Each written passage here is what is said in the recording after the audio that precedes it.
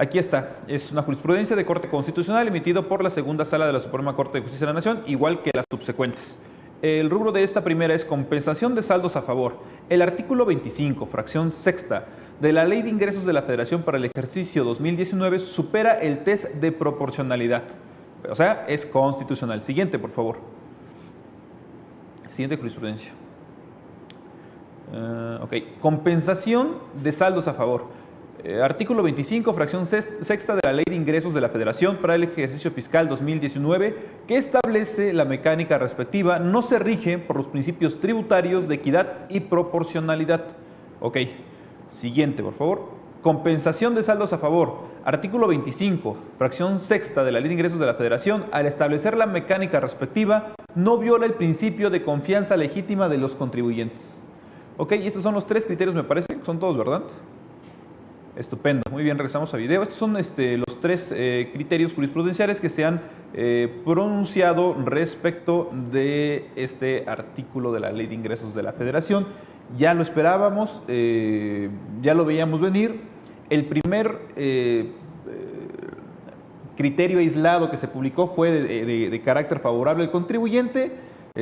Nos engañaron con una cortinilla de humo, nos dijeron, ¿qué querés? Era broma, mi chavo, ¿no? Y vienen todos los criterios negativos hasta que llegamos a este punto en la segunda sala de la Suprema Corte de Justicia de la Nación, con tres criterios jurisprudenciales para que pues, no le quede duda o no le quepa duda al contribuyente de que esto es constitucional y eviten la molestia al Poder Judicial de acudir al amparo en este ejercicio por lo que contiene ahora el artículo 23 del Código. ¿Qué opinas, Pedro? Yo siempre he criticado el hecho de que... ¿Tiene un poco de cafecito? Muchos jueces de distrito declararon inconstitucional esta norma y que pareciera ser que los señores saben de derecho, ¿no? Sí. Son de formación constitucionalistas y que llega a la Corte y estos genios pues determinan lo contrario a pesar de todos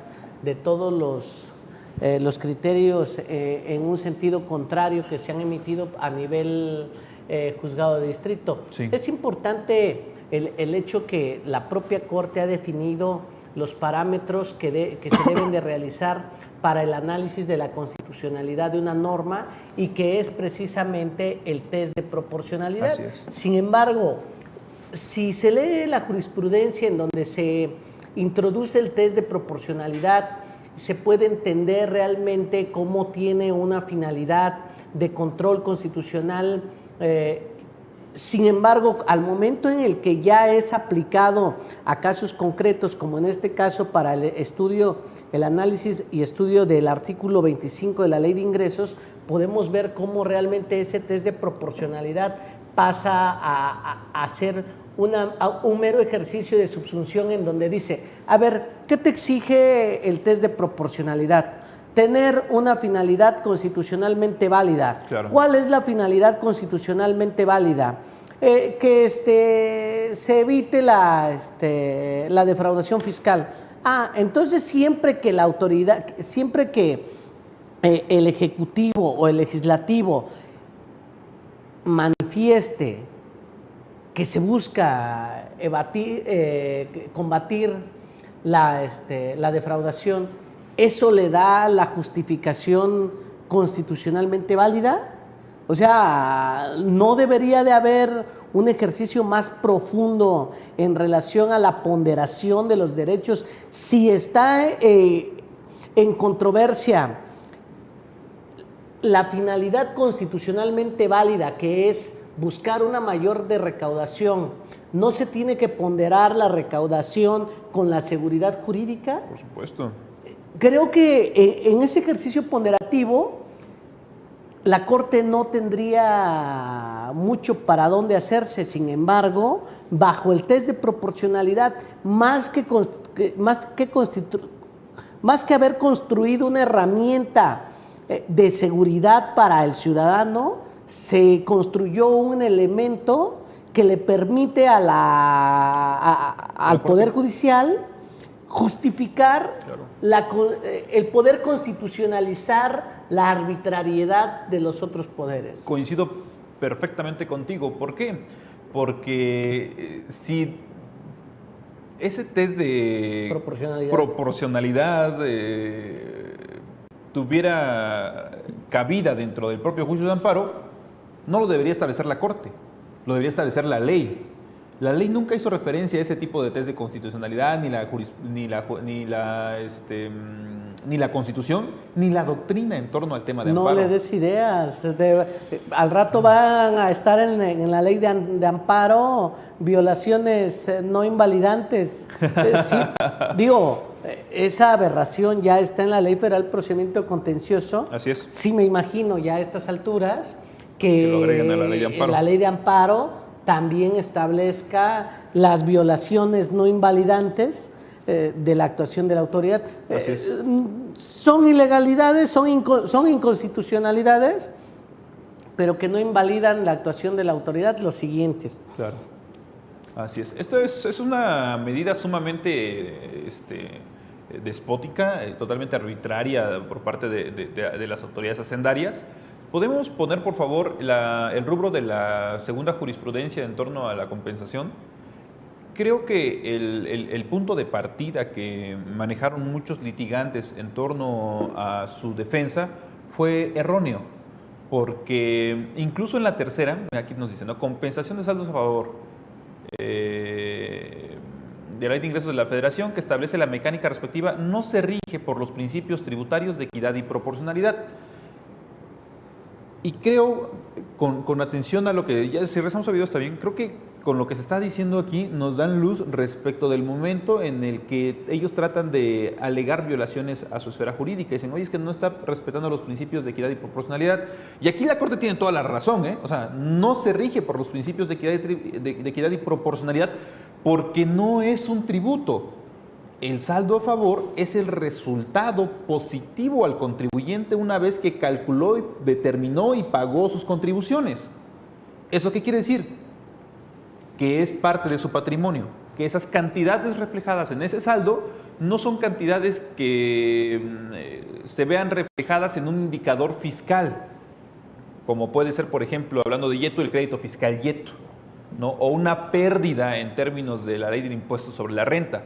Esto es un saldo a favor, o sea, es dinero líquido, puro y duro del contribuyente en las arcas del fisco federal, que es una cuestión completamente diversa.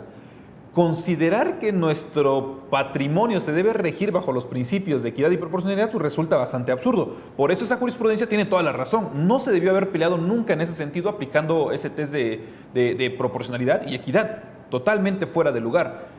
E incluso si nosotros hubiésemos como litigantes ubicado a la Corte en el punto de partida idóneo, no te podrían limitar el ejercicio de tus derechos económicos, de tu patrimonio, de tu haber, de tus fondos, ¿ok? Independientemente de que estos se encuentren en las arcas del fisco federal por propia determinación de la contribución o por un pago erróneo, ¿no? Tenías que pagar 100 y pagaste 200, no tienes 100 a favor, pero sigue siendo tu patrimonio. Entonces, el hecho de que limite la Corte lo que tú puedas hacer con tu patrimonio es una situación verdaderamente peligrosa, porque ahora este criterio lo pueden atraer como punta de lanza para las nuevas leyes que están surgiendo. O sea, no me imagino este mismo criterio, el criterio, no el análisis, el criterio aplicado a la nueva ley de extinción de dominio. De hecho, eso va a ser brutal, perdón, adelante. Sí, de hecho, si podemos regresar de nuevo al criterio. Ok, al segundo. Sí. Ok, por favor. Fíjate qué interesante, ¿eh? Compensación de saldos a favor, el artículo 25, fracción 6 de la Ley de Ingresos de la Federación para el ejercicio fiscal de 2019, que establece la mecánica respectiva, no se rige por los principios tributarios de equidad y proporcionalidad. El ciudadano y el colega debe de entender que esta tesis resulta aplicable no solo a los principios de equidad y proporcionalidad, sino a la generalidad de los principios constitucionales tributarios. Dice, es un poquito chistoso, me pareció un poco cantinflesco la manera de redactar esta. Dice, los principios de justicia fiscal tienen eficacia jurídica propia. Bueno, sería tanto como la aplicación de oficio o de pleno derecho, pareciera ser que sí. Claro. Porque son normas concretas, constitucionales. Sí, no estamos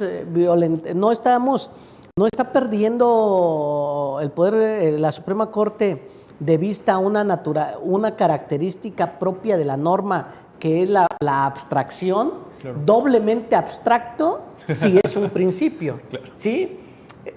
Si es una regla, es concreta. Si es un principio, es abstracto. Y si es una norma, es doblemente abstracto porque es una característica de la norma jurídica. Así es. Dice, son normas concretas constitucionales que pueden aplicarse sin necesidad de un desarrollo legislativo posterior, o si este desarrollo es indispensable para exigir su aplicación, tienen un carácter vinculante y deben cumplirse por los poderes públicos. Todo esto es bien interesante, pero todo esto es para decirte, sí, pero no te aplican. Claro. ¿Sí? Entonces, ¿esto qué significa? Significa que el litigante debe de tener en cuenta que para la impugnación de normas tributarias actualmente tiene que superar determinados obstáculos. ¿Sí? Si estamos en presencia de la impugnación de una norma tributaria, el primer análisis que debes de hacer es el análisis de determinación si es una norma autoaplicativa o es una norma heteroaplicativa. ¿Por qué? Porque solo si es una norma autoaplicativa la puedes impugnar por su sola entrada en vigor, y si es una norma heteroaplicativa te debes de esperar al primer acto de aplicación, y si es el primer acto de aplicación debes de tomar en cuenta que ese acto de aplicación sea impugnable, porque si no es impugnable el acto de aplicación, tampoco es impugnable la norma, como reseña. Pero además debes de ver si esa norma es norma tributaria o si tiene incidencia tributaria, que no sería lo mismo. Claro. Si es norma tributaria, habría que ver qué es lo que te está afectando. Bajo los criterios de la Corte, para que la norma sea tributaria, pues te debe afectar sujeto, objeto, base, tasa, tarifa. Y entonces es susceptible de aplicarse los principios tributarios. De lo contrario, tendrás que aplicar las reglas generales de impugnación de normas, punto, no de normas tributarias. Podrás impugnar ese principio de equidad que querían hacer valer. Bueno, sí lo puedes hacer valer, pero no de equidad tributaria, sino la equidad genérica. Sí, entonces creo que valdría la pena además todo un análisis de impugnación de normas con la finalidad de podernos desplayar un poco, pero que sí nos sirve realmente como referente, sí, como punto de partida, ¿no? El juicio de amparo es una figura bien interesante. La verdad es que es una figura apasionante para quienes gustamos del litigio, porque ha ido evolucionando en muchos sentidos. Es una figura que cuando nos encontramos con su nueva ley veíamos la oportunidad de simplificación, de quitar toda esa parte engorrosa, esa parte puramente procesalista innecesaria. Y la ley pintaba para eso. Sin embargo, la interpretación que se hizo a través de nuestra Suprema Corte, pues fue en el sentido contrario, de robustecer la interpretación de la interpretación. La interpretación fue de robustecer todos esos procedimientos, formalismos, figuras, abarcar más supuestos en términos de posibilidades de desechar una demanda, ampliar los supuestos de sobreseimiento, establecer más requisitos para la interposición, limitar o prácticamente reproducir el interés jurídico con el nuevo concepto de interés que se estaba manejando para efectos del juicio de amparo. O sea, realmente no hubo una evolución, sino que más bien hubo una potencialización de los factores negativos dentro del juicio de amparo. Y si a eso le sumamos que el juicio de amparo en materia tributaria es de los más finos y de los más técnicos, nos vamos a encontrar con un problema bastante serio. Antes de la nueva ley de amparo, puedo pecar de ignorancia. Antes de la nueva ley de amparo, yo no recuerdo un artículo de la ley de amparo que se haya declarado inconstitucional, ¿sí? Y con la nueva ley de amparo tenemos un artículo 170 que es un artículo 170 de la ley de amparo que tuvo que ser impugnada a través del juicio de amparo y que fue declarada a la postre inconstitucional. Para variar, materia tributaria. Claro. ¿Sí? ¿Qué se pretendía? Impedir que el contribuyente se defendiera a través del juicio de amparo buscando un mayor beneficio. Si obtuviste una resolución favorable... Quédate ahí, no me estés molestando. Sí, ya, ¿qué más quieres, ya. no? El problema era que también los tribunales, las salas regionales, se curaron en salud y te daban la multita y te confirmaban la validez del 95% de tu crédito, ¿no? Claro, ese es el problema. Sí, pues bueno, hoy en día tenemos un artículo 170 inconstitucional, ¿no? Claro, eso es algo bien curioso, ¿no? O sea, imagínate una ley reglamentaria de un artículo constitucional, estamos hablando de una extensión de la Constitución declarada inconstitucional, pero eso nace precisamente de una aberración que se incluyó dentro de la propia Constitución en ese sentido. Recordarán que en 2011, cuando entró en vigor la reforma al artículo 113, 107, 105 también de la Constitución Política de los Estados Unidos Mexicanos, nació la figura de la Declaratoria General de Inconstitucionalidad, que incluso, digamos, podríamos decirlo, abrogó de facto uno de los principios que regían el juicio de amparo. Entonces fue un momento, decías, wow, ¿no? O sea, estamos realmente vivimos en el 2050, ¿no? O sea, ya están quitándole principios al juicio de amparo a través de modificaciones constitucionales. Y esa modificación constitucional estriba básicamente en el sentido de que bajo ciertas circunstancias la Corte puede declarar de forma generalizada la inconstitucionalidad de una norma para que las autoridades ya no la apliquen. Es decir, el contribuyente, más bien el gobernado, ya no tenga la necesidad de acudir a juicio de amparo, sino que ya goce de la Declaratoria General de Inconstitucionalidad de esta norma. Entonces dijimos, oye, pues está súper bien, ¿no? O sea, esto va a funcionar, vamos a tener un Estado democrático y de derecho más decente. Sin embargo, el tope venía aquí, sin embargo, en materia tributaria no aplica. Entonces trataron de reproducir ese sentido de la Constitución en el 170, pero pues bueno, hay niveles, ¿no? Sí, claro, también pues vemos cómo podemos tener criterios garantistas, no en materia tributaria, al menos no en esta décima época, ¿no? Claro, es sorprendente porque la Corte maneja esa dualidad, esa bipolaridad donde de repente saca criterios sumamente discursivos y sumamente protectores de derechos fundamentales y se basa en tratados internacionales y en la jurisprudencia de la propia Corte, pero en asuntos que son sumamente irrelevantes, ¿no? Y los publica como si fuera el pan y dador de vida. No, o sea, esto es una cuestión completamente irrelevante y le da demasiada importancia, hasta saca sus boletines y dice, oye, pues en estos casos estamos resolviendo esto y está muy interesante y la Corte es garantista y estamos usando tratados internacionales y estamos emitiendo criterios acorde a los tribunales internacionales, o sea, pero eso sí solo hay criterios garantistas, innovadores, de corte liberal, vanguardista. Yo, por ejemplo, ¿no? ¿Qué pasa en el tema de relaciones homoparentales, ¿no? Wow, ¿no?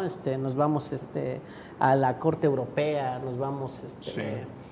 Pero en las cuestiones del día a día, lo que afecta al contribuyente de pie, al gobernado de a pie. Sí, o sea, pareciera ser que los únicos que le damos importancia somos algunos profesionistas del medio que patentizamos esa ya recurrente violación sistemática por parte del Estado, claro. El Estado en general, no solo el Poder Judicial. ¿Por qué?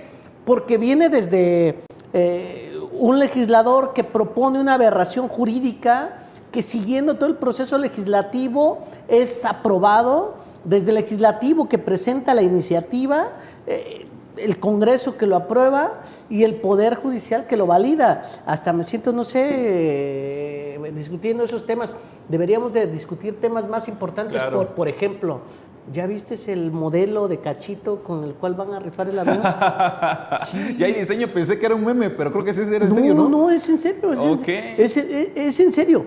Es realmente lo que el poder del Estado busca que estemos enganchados, discutiendo sobre cuestiones irrelevantes, tan banales, así de, oye, pero además trae una leyenda que es una cooperación voluntaria que va a ir destinado a la compra de medicamento para la gente pobre.